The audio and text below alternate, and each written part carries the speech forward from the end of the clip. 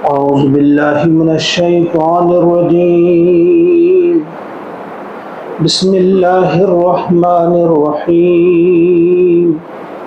وقال إني ذاهب إلى ربي سيهدين.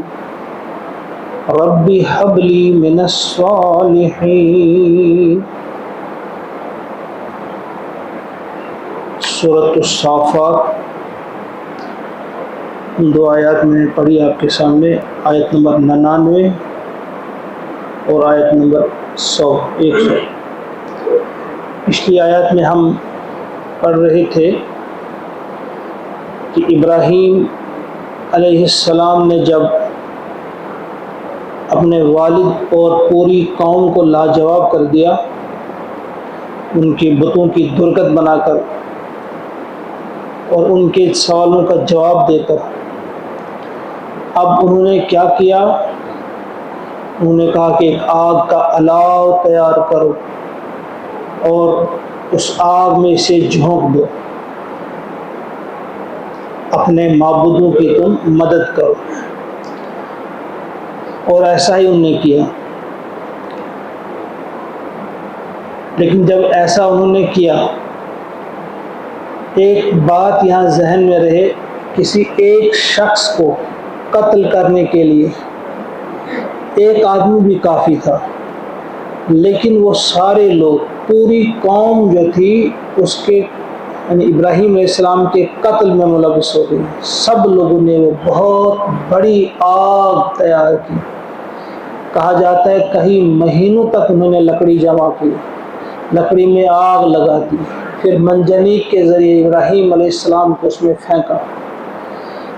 تو اللہ تعالیٰ نے کیا کیا؟ فَأَرَادُوا بِهِ كَيْدًا فَجَعَلْنَاهُمُ الْأَسْفَلِينَ۔ انہوں نے چاہا، انہوں نے ارادہ کیا، ایک داؤ کھیلا انہوں نے۔ ان کا ارادہ یہ تھا کہ ہم انہیں ہلاک کر دیں گے، انہیں قتل کر دیں گے، لیکن اللہ تعالیٰ فرماتے ہیں فَجَعَلْنَاهُمْ الْأَسْفَلِينَ، ہم نے ان کو نیچا کر دیا، یعنی ہم نے ان کو ذلیل کر دیا۔ ان سب نے مل کر کوشش کی تھی ایک آدمی کو قتل کرنے کی، لیکن ان سب کی ان کی تجویز کردہ اس آگ کو ٹھنڈا کر دیا اللہ تعالیٰ نے، اور ناری نمرود کو کیا گلزار، اپنے دوست کو یوں بچا لیا تو جو اللہ پہ بھروسہ کرتا ہے اللہ تعالیٰ اس کے لیے کافی ہو جاتا ہے۔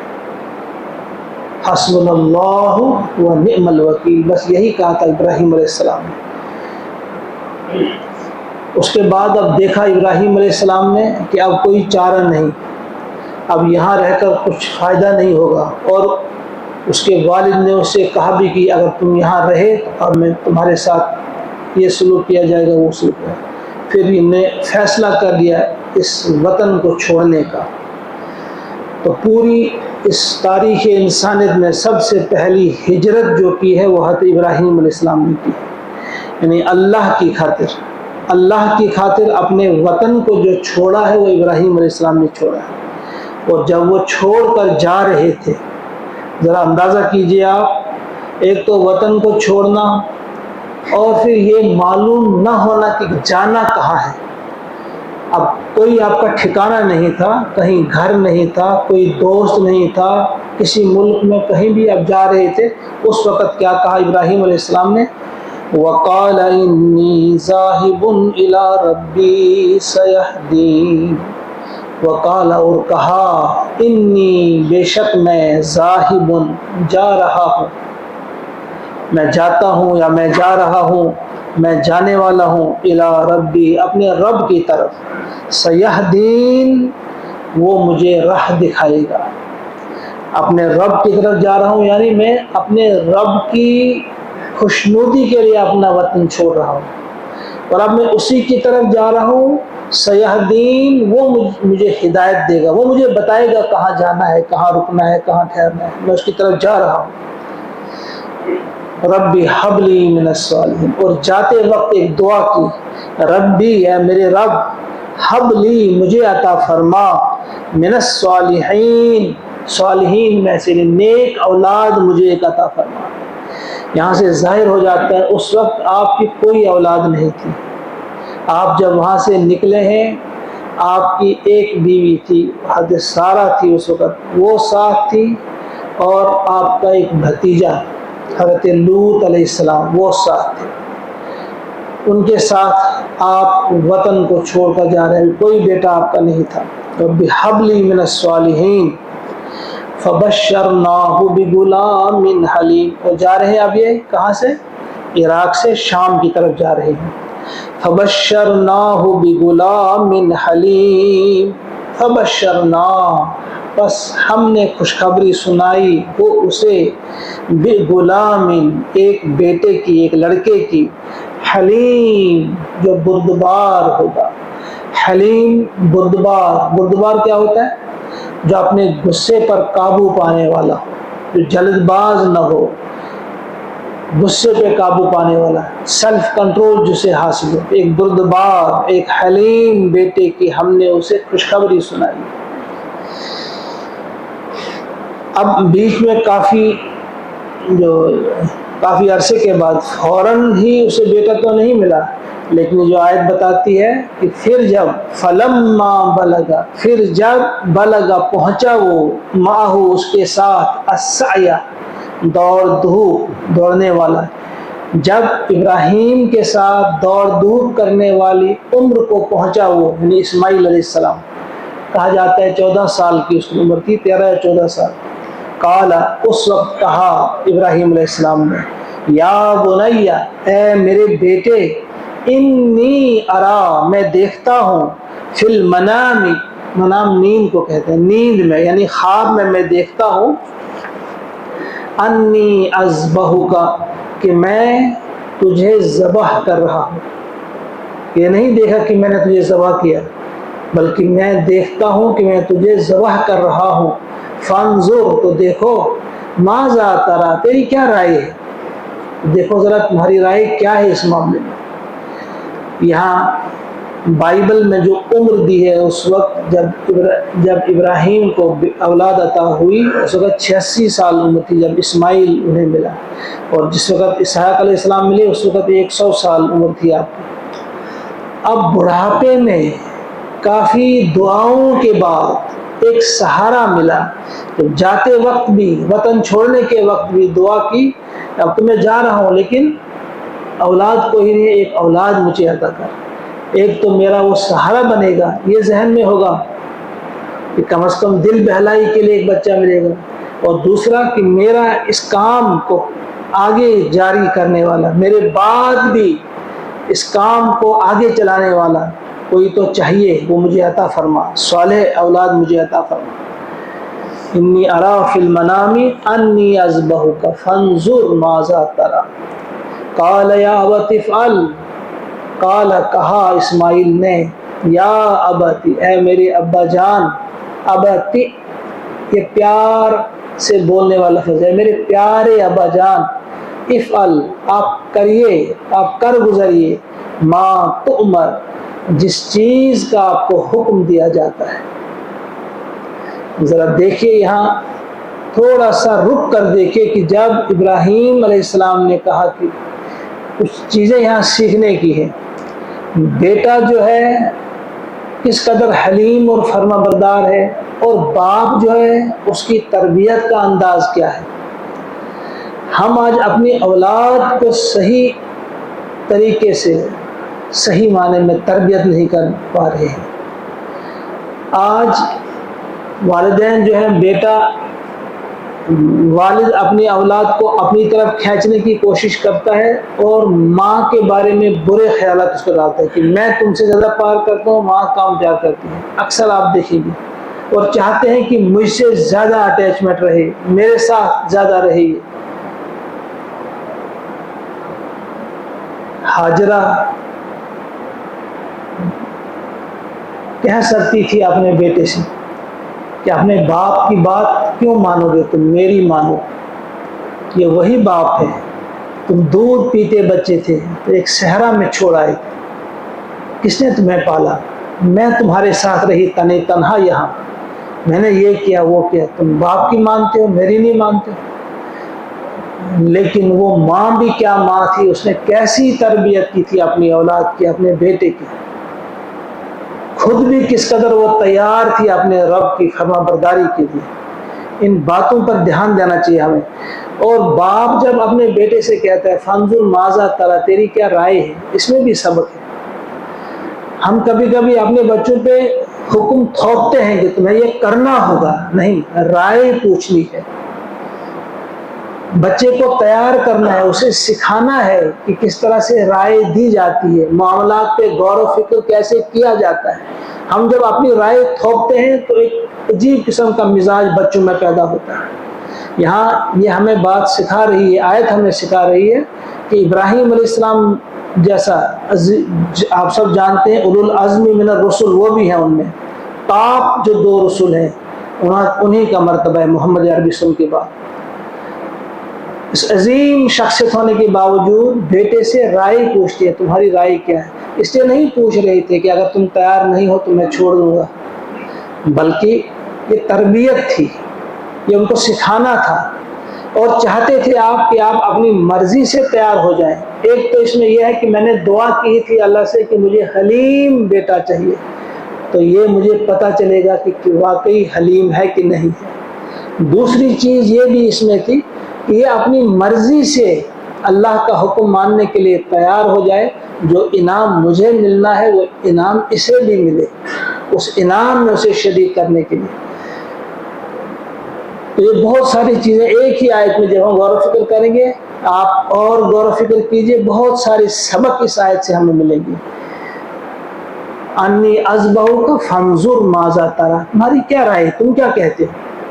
اب بیٹا بھی کیا بردبار تھا، حلیم تھا، فرما بردار تھا۔ ڈاکٹر اقبال بھی پھر پکار اٹھا، یہ مکتب کی کرامت تھی، یہ فیضان نظر تھا یا کہ مکتب کی کرامت تھی، سکھائی کس نے اسماعیل کو آداب فرزندی، یہ فیضان نظر تھا یا کہ مکتب کی کرامت تھی۔ اقبال بھی حیران رہ جاتا ہے کہ بیٹا یہ کوئی معمولی چیز نہیں ہے، آج تو ہم بیٹے کو تیار نہیں کر پاتے، کوئی چھوٹا سا کام دیتے ہیں، اگر وہ تیار نہیں ہوتے ہم ڈگیں ڈال دیتے ہیں، ہم کہتے ہیں نہیں چلے گا، نہیں ماننے کو تیار ہے، اصل چھین مانو۔ تو یہ ذبح ہونے کے لیے تیار ہو رہا ہے بچہ، وہ کہہ رہا ہے یا ابت افعل ما تؤمر، جو آپ کو حکم دیا جا رہا ہے۔ اس میں بہت ساری مفسرین نے لکھا ہے، اس سے بہت ساری چیزیں ہمارے سامنے آتی ہیں۔ یہ نہیں کہا کہ آپ ذبح کر دیجیے، جس کا آپ کو حکم دیا جا رہا ہے، گویا اگر ذبح کا حکم نہیں دیا جا رہا ہے، کسی پہاڑ سے گرانے کا حکم ہے گرا دو، آگ میں جلانے کا حکم ہے جلا دو، کس طرح پھانسی پہ لٹکانے کا حکم ہے لٹکا دو، جس چیز کا آپ کو حکم دیا جا رہا ہے، یا ابت افعل ما تؤمر۔ اور ایک اور نقطہ بھی یہاں سے نکلتا ہے کہ اسماعیل علیہ السلام کو بھی معلوم تھا کہ نبی کا خواب نہیں ہوتا، وہ وحی ہوتا ہے، وہ وحی کی ہی ایک شکل ہوتی ہے، لہذا آپ نے ایک لمحے کے لیے بھی تاخیر نہیں کی یہ بتانے کی کہ ذرا سوچو خواب ہے، کہیں خواب کی وجہ سے ایسا نہ ہو، نہیں، آپ جان گئے کہ خواب تو ہے، لیکن خواب نبی کا کیا ہوتا ہے، وحی ہوتا ہے، اللہ کا حکم ہے۔ تو فوراً کہا جس چیز کا آپ کو حکم دیا جا رہا ہے، جو آپ کو اپنے رب نے کہا، ہمارے رب نے کہا، وہ کر گزریے آپ۔ اور پھر ستجدونی، سین کس کے لیے آتے ہیں، انقریب، جلدی ہی، تجدو آپ پائیں گے، نی مجھے، ستجدونی انقریب آپ مجھے پائیں گے، انشاءاللہ اگر اللہ نے چاہا، من الصابرین صبر کرنے والوں میں سے۔ یہاں بھی انشاءاللہ نے اگر اللہ نے چاہا، یہ نہیں کہ میں ایسا ہوں، نہیں، اللہ کی اگر توفیق شامل حال رہی، اگر اللہ نے مدد کی تو آپ مجھے انشاءاللہ پائیں گے صابرین میں، یعنی تنہا ایسا نہیں ہوں کہ میں ایسا دکھا دوں گا کہ میں تنہا صبر کرنے والا، نہیں، بہت سارے صبر کرنے والے، ان میں ایک میں بھی، نے صابرین کہا، صابرین میں سے آپ مجھے پائیں گے۔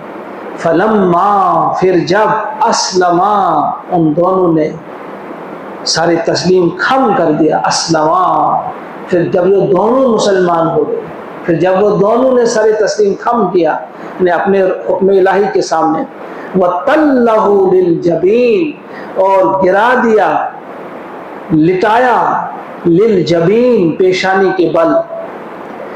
کس طرح لٹایا؟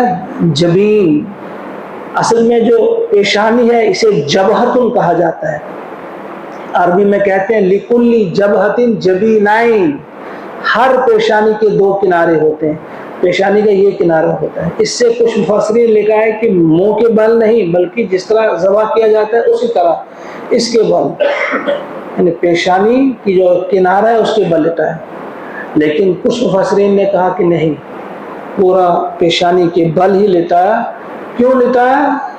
کچھ نے لکھا ہے کہ شاید آپ کو آپ کا چہرہ دیکھ کر ترس آ جائے، لیکن مفسرین بہت سارے لکھتے ہیں کہ نہیں، ایسا نہیں ہے۔ جو بیٹے کو ذبح کرنے کے لیے تیار ہو جائے پھر اسے اس بات کا خیال آئے کہ مجھے ترس آئے گا، یہ دل کو نہیں بیٹھتی ہے، بلکہ اصل میں اسے وہ سجدے کی حالت میں ذبح کرنے چاہتے تھے، تو وہ سجدے کی حالت میں رہے تو آپ نے ان کو ذبح کرنے کی کوشش کی۔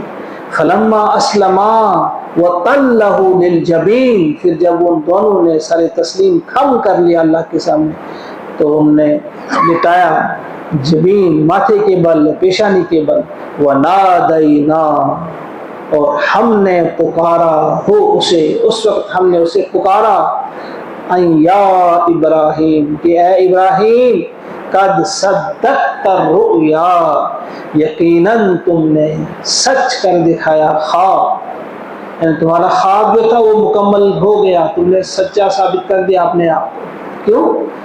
خواب میں وہی دیکھا تھا آپ نے، آپ ذبح کر رہے ہیں۔ جس وقت دیکھا خواب ابراہیم علیہ السلام نے، اس وقت آپ کے دل میں یہ خیال نہیں تھا کہ صرف کوشش کرنی ہے، اس وقت آپ کو یہ خیال تھا کہ نہیں، ذبح کرنا ہے مکمل۔ لیکن اس وقت اب سمجھایا کہ دیکھو مکمل ہو گیا، اتنا ہی آپ سے کام لینا تھا، میں نے آپ کی سچائی کو جاننا تھا، میں نے آپ کے لیے امتحان رکھا تھا، بس آپ نے وہ خواب سچ کر دکھایا۔ انا کذالک نجزی المحسنین، انا بے شک ہم، کذالک ایسی ہی نجزی ہم جزا دیا کرتے ہیں، المحسنین نیکوکاروں کو۔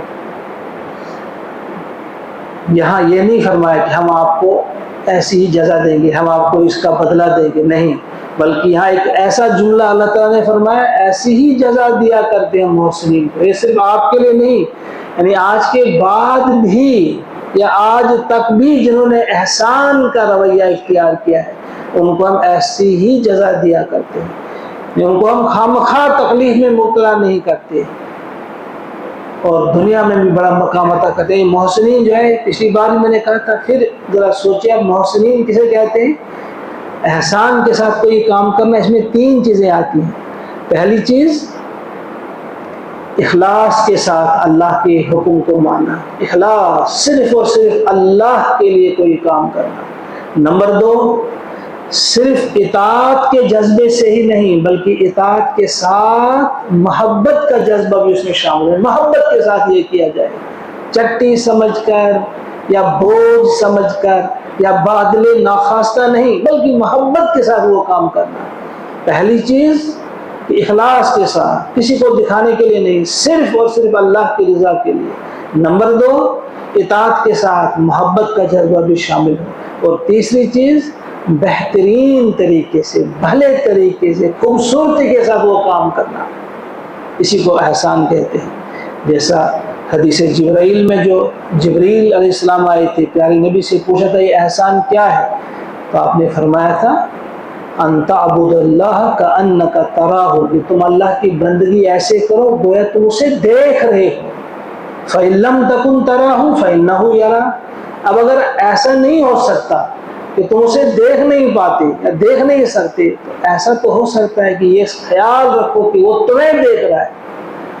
تو جب اللہ ہمیں دیکھ رہا ہے یہ خیال ہو، پھر ہم بہتر طریقے سے عبادت کریں گے، پھر دل بھی ہمارا اللہ کی طرف مائل ہوگا۔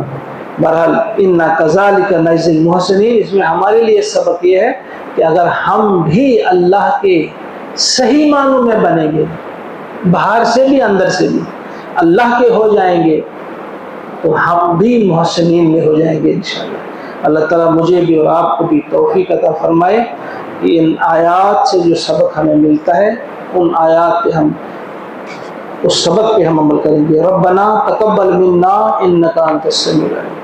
اللهم اجعل القرآن ربيع قلوبنا ونور أبصارنا وشفاء صدورنا وذهاب همومنا وغمومنا.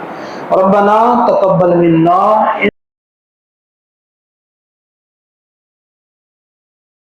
إنك أنت السميع. السلام علیکم.